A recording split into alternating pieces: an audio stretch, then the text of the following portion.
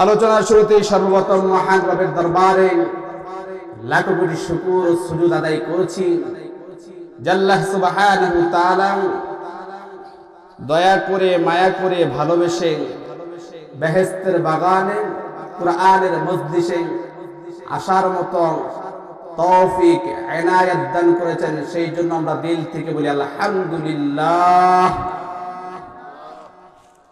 আমরা আসতে পেরে খুশি না বেজার? খুশি না বেজার? আল্লাহ তাআলার অসংখ্য নিয়ামত দয়া ছিল বিধায় আমরা আসতে পেরেছি। আর না হয় এই এলাকাতে অনেক মানুষ আছে না? মানুষ আছে না? মানুষের অভাব নেই, কিন্তু আল্লাহ সুবহানাহু ওয়া তাআলা আপনি আমাকে মুষ্টিময় মানুষকে পছন্দ করে ভালোবেসে এই বেহেশতের বাগানে বসার মতো তৌফিক করে দিলেন। তিনি চাইতেন, এই রব তিনি চাইতেন আপনি আমাকে হসপিটালের বেডে শোয়া রাখতে পারতেন কিনা? পারতেন কিনা? তিনি পারতেন, কিন্তু আল্লাহ সুবহানাহু ওয়া তাআলা তেমন কোনো অসুস্থতা দেয় নাই, পেরেশানি দেয় নাই, বিপদ দেয় নাই, আপদ দেয় নাই। ভালোবেসে রহমত দিয়া এই কোরআনের একটা বিশাল বড় বেহেশতের বাগানে কোরআনের মজলিসে বসার মতো তৌফিক দিলেন, বলি আলহামদুলিল্লাহ। দুরূদ ও সালাম পেশ করছি মানবতার কান্ডারি সাইয়্যিদুল মুরসালিন খাতামুন নবিয়্যিন শেষ নবী জনাবে আহমদ মুহাম্মদ মুস্তাফা, সবাই বলি সাল্লাল্লাহু আলাইহি ওয়াসাল্লাম, যিনি ছিলেন পৃথিবীর মুক্তির দূত, যিনি ছিলেন শান্তির ধারক বাহক, যিনি ছিলেন নেতা, তিনি ছিলেন নেতা, তিনি ছিলেন আদর্শবান নেতা, তিনি ছিলেন মানুষদের কল্যাণকামী, তিনি আখলাক ছিল উত্তম আখলাক, চরিত্র ছিল শ্রেষ্ঠত্বের চরিত্র। আর আজ আমাদের মাঝে নবীর আখলাক খুঁজে পাওয়া যায়? যদি কোনো নেতা হওয়া যায় তাহলে তো খবর আছে, তাহলে খবর আছে। নেতা হয়েছে মানে কি অনেক কঠিন, কিন্তু রাসূল আকরাম সাল্লাল্লাহু আলাইহি ওয়াসাল্লাম তিনার আখলাক ছিল উত্তম চরিত্র। আর আমাদের সবথেকে মানুষ এখন জুলুম অত্যাচার নির্যাতনের নেতার দ্বারা। কিভাবে? কারণ দেখেন একজন নেতার কাছ থেকে একটা অটোওয়ালাও রেহাই পায় না, ভ্যানওয়ালাও রেহাই পায় না, রিক্সাওয়ালাও রেহাই পায় না, চাঁদা দিতে হয়। কি আজীব দৃশ্য! নেতাকে খুঁজতে গেলে সাধারণ মানুষের জুতার তলি শেষ। আর তিনি ছিলেন কি নেতা! খুলুকে আযীম, উত্তম চরিত্র, উত্তম নেতা। কেমন নেতা হলে কথা বলা যায়? রাসূল আকরাম সাল্লাল্লাহু আলাইহি ওয়াসাল্লাম বললেন, ও আমার সাহাবীরা, ও আমার স্ত্রীরা, দিনের আলোতে রাতের অন্ধকারে প্রকাশ্যে গোপনে তোমরা আমাকে যা কিছু করতে দেখেছো সমস্ত কিছু মানুষদের সামনে খুলে খুলে বলে দাও। সুবহানাল্লাহি ওয়া বিহামদিহি। কি রকম নেতা! আমাদের নেতা বলতে পারবে কথা? তাদের টেজে এক কথা, মঞ্চে এক কথা, নিচে আরেক কথা, মানুষের সম্মুখে এক কথা, বাইরে আরেক কথা, ঠিক কিনা? এমন না? সামনে মানুষের সামনে এক কথা, মানুষের পিছনে আরেক কথা। কিন্তু রাসূল আকরাম এমন ছিলেন না, তিনি মানুষের সামনে যা বলতেন পিছনে তাই বলতেন, কোনো পরিবর্তন ছিল না। কিন্তু আমাদের নেতা কিরকম? সামনে বলে এক কথা, পিছনে বলে আরেক কথা। তিনি শিক্ষা দিয়েছেন, রাসূল আকরাম সাল্লাল্লাহু আলাইহি শিক্ষা দিয়েছেন ছোটর সাথে কিরকম আচরণ করতে হবে, বড়র সাথে কিরকম আচরণ করতে হবে, মায়ের সাথে কিরকম আচরণ করতে হবে, বাবার সাথে কিরকম আচরণ করতে হবে। প্রত্যেকটা জিনিস তিনি শিক্ষা দিয়েছেন। পৃথিবীতে কোনো জিনিস তিনি বাকি রাখেন নাই যে এই জিনিস শিক্ষা দেয়। তিনি হলেন জনাবে মুহাম্মদ রাসূলুল্লাহ সাল্লাল্লাহু আলাইহি ওয়াসাল্লাম। তিনি ছিলেন নেতা। কি রকম নেতা? যে মায়ের সাথে সন্তান কিরকম আচরণ করতে শিক্ষা দিয়েছেন। রাসূল আকরাম সাল্লাল্লাহু আলাইহি ওয়াসাল্লাম মসজিদে নববীতে বসে আছেন, এমন সময় একজন জীর্ণ শীর্ণ মহিলা আসে। রাসূল আকরাম সাল্লাল্লাহু আলাইহি ওয়াসাল্লাম মহিলাকে দেখে দাঁড়ায় গেলেন। সাহাবায়ে কেরাম তো চিনতে পারলো না, দাঁড়ায় গেলেন এবং কি নিজের গায়ের চাদর খুলে বিছায়া দিলেন। মহিলা চাদর উপর বসল। দীর্ঘক্ষণ কথাবার্তার পরে যখন উঠে যাবেন তখন রাসূল আকরাম সাল্লাল্লাহু আলাইহি সাল্লাম দাঁড়াইয়া সম্মান দিয়া বিদায় করলেন।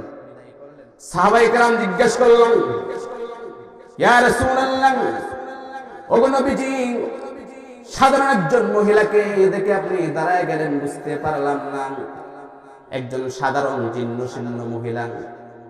এই মহিলাকে দেখে আপনি দাঁড়ায় গেলেন, এর ভিতরে কি ফায়দা রয়েছে, কি মর্যাদা রয়েছে বুঝতে পারলাম না। নবীজি বলল, আমার সাহাবীরা, তোমরা এই মহিলাকে চিনতে পারো নাই। এই মহিলা কোনো সাধারণ মহিলা নয়। আমার জন্মের পরে আমার কিসমতে আমার মায়ের দুধ জুটে নাই। আমি যে মহিলার দুধ লালিত খাইয়ে লালিত পালিত হয়েছি, বড় হয়েছি, তিনি হলেন আমার দুধ মা হযরতে হালিমাতুস সাদিয়া। শিক্ষা দিয়েছেন। দেখো যে মাকে কিভাবে সম্মান করতে হয়। আর আমাদের মার কি সম্মান আছে? যে সম্মান থাকতে তাহলে কি আর বৃদ্ধাশ্রমে যায়? তাহলে কি আর বৃদ্ধাশ্রমে যায়? তাহলে বাবা কি বৃদ্ধাশ্রমে যায়? যে সম্মান থাকতো, সম্মান নাই। বাবার প্রতি মায়ের প্রতি যে পরিমাণ সম্মান থাকা দরকার, এই পরিমাণ সম্মান আমাদের নাই। যদি থাকতো অবশ্যই এই পৃথিবীতে বৃদ্ধাশ্রম খুঁজে পাওয়া যাইত। সম্মান নাই। প্রত্যেকটা সপ্তাহ দিন শিক্ষা দিয়েছেন।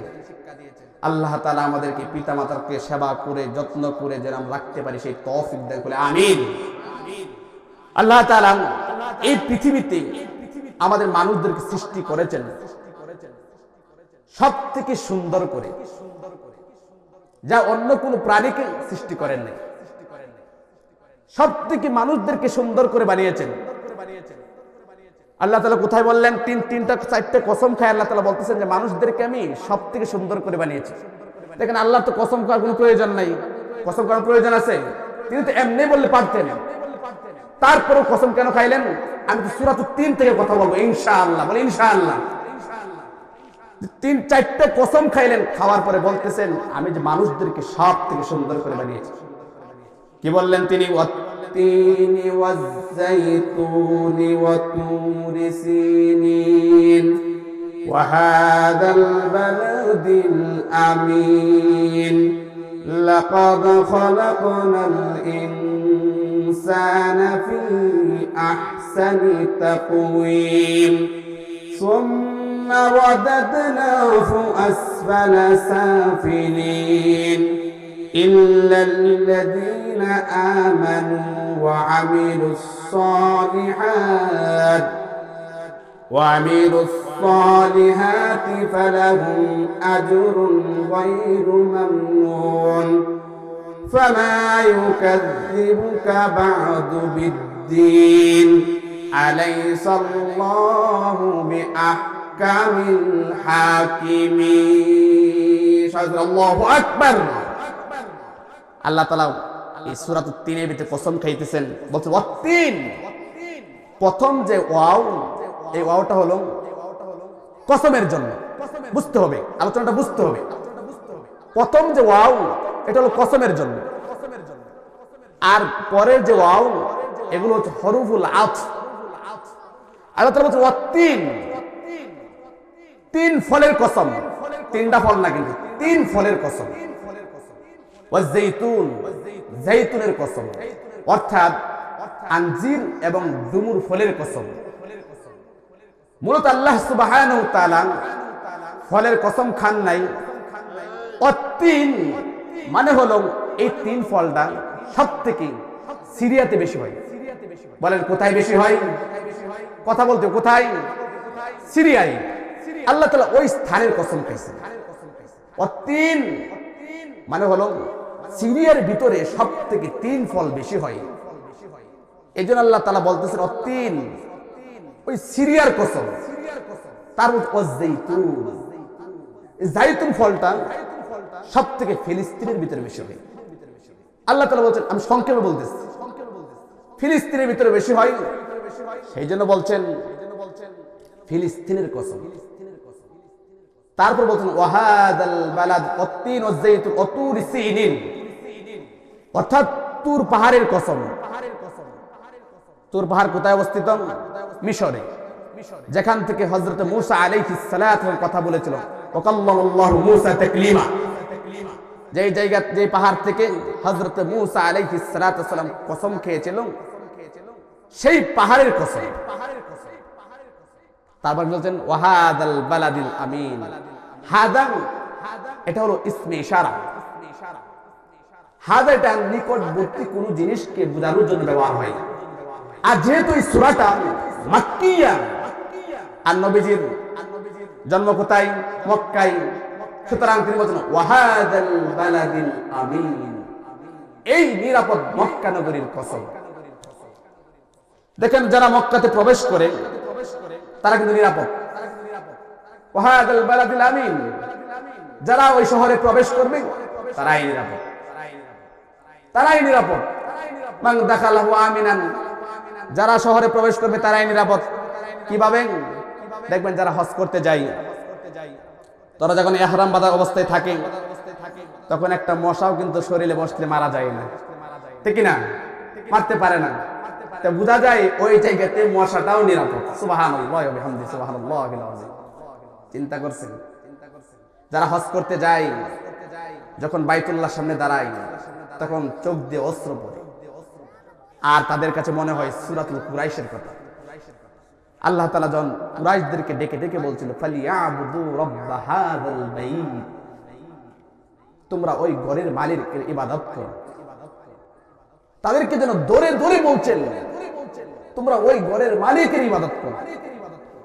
কারণ কি?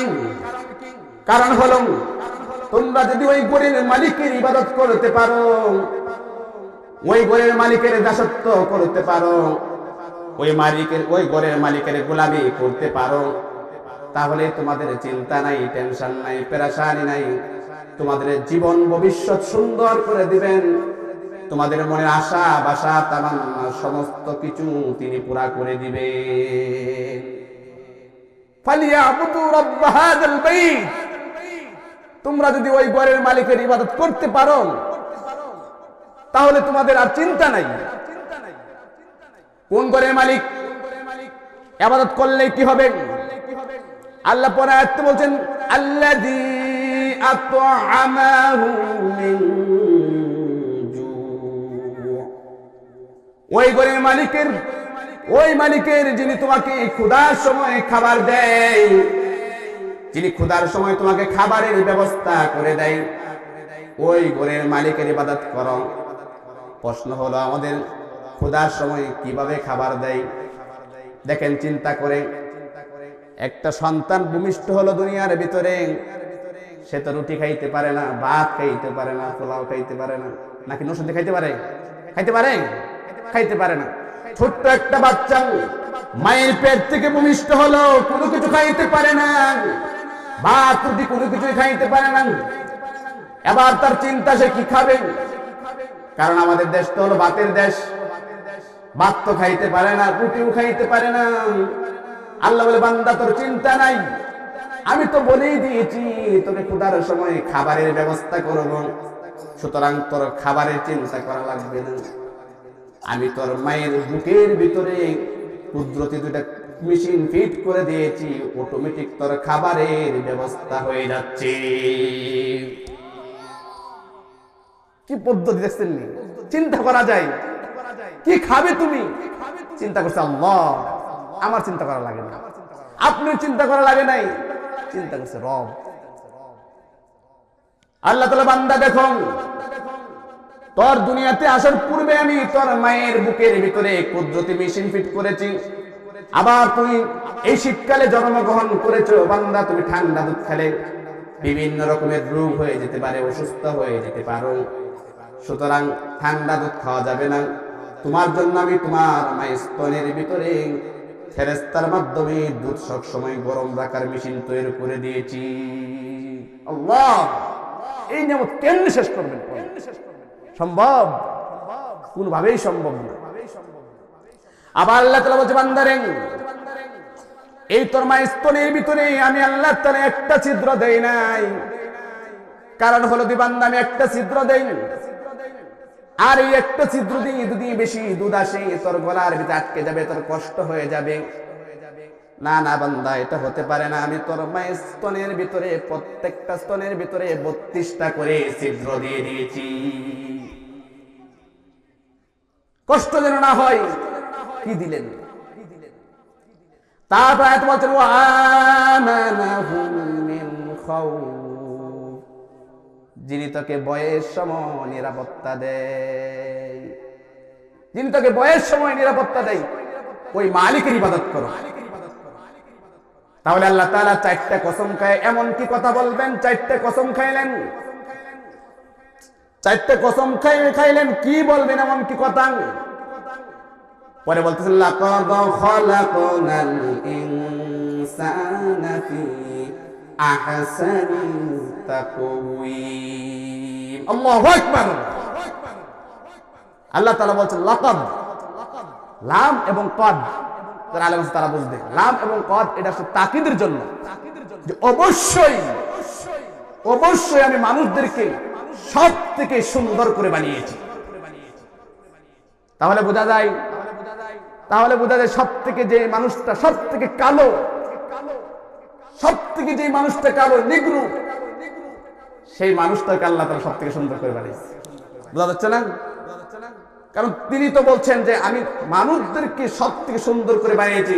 এটা কিন্তু এমন কথা বলে নাই যে আমি কিন্তু নরসিংদীর মানুষকে সবচেয়ে সুন্দর করে বানাইছি আর ময়মনসিংহের মানুষ সব কালা বানাইছি, এমন কথা বলছে নাকি? বলছে বাংলাদেশের মানুষ আমি সুন্দর করে বানাইছি আর যারা ওই যে নিগ্রু দেশ আছে তাদেরকে আমি খুব খারাপ করে বানাইছি। এটা কি বলছে কোথাও? এই কথা বলে নাই। তিনি বলছেন আমি অবশ্যই মানুষদেরকে সব থেকে সুন্দর করে বানিয়েছি, সব থেকে সুন্দর। তাহলে বোঝা যায় পৃথিবীতে সব থেকে সুন্দর হলো মানুষ। সব থেকে সুন্দর কে? সব থেকে সুন্দর মানুষ। বোঝা যাচ্ছে? তাহলে বোঝা যায় এই দুনিয়ার ভিতরে বান্দা যখন কোন পাখি দেখে, ময়ূর দেখে, হরিণ দেখে বলে হরিণ তুমি কত সুন্দর, তোমাকে কত সুন্দর দেখাই, তোমাকে কত সুন্দর দেখাই, তখন এই হরিণ ময়ূর ডেকে বলে আমি যে সুন্দর, আমার তো কোনো দলিল নাই, ডকুমেন্ট নাই, আর দলিল ছাড়া কোনো জিনিসের দাম নাই, সুতরাং মানুষ তুমি হলে সব থেকে সুন্দর। মানুষ হল সব থেকে সুন্দর। দেখেন মানুষদেরকে কি সুন্দর করে বানাইছে। আমরা চিন্তা করি, একবার চিন্তা করে দেখছেন যে আল্লাহ কি সুন্দর করে বানাইছেন? আয়নার সামনে দাঁড়ায় নিজের চেহারাটা দেখেন, কি সুন্দর করে তিনি বানাইছেন, কল্পনা শেষ করতে পারবেন না। একটু চিন্তা করতাম তাহলে সেজদায় মাথাটা লুটিয়ে দিতাম, যদি একবার চিন্তা করতাম। দেখেন আমার নাকটা দিয়ে আয়না দিত কেমন দেখা যেত, নাকটা দিয়ে পিছনের দিকে দিত, চোখ দিয়ে পিছন দিকে দিত, কেমন দেখা যেত, মানে খারাপ দেখা যেত না? কিন্তু আল্লাহ তাআলা কি সুন্দর একটা চেহারা দিয়েছে, শেষ করা যাবে না।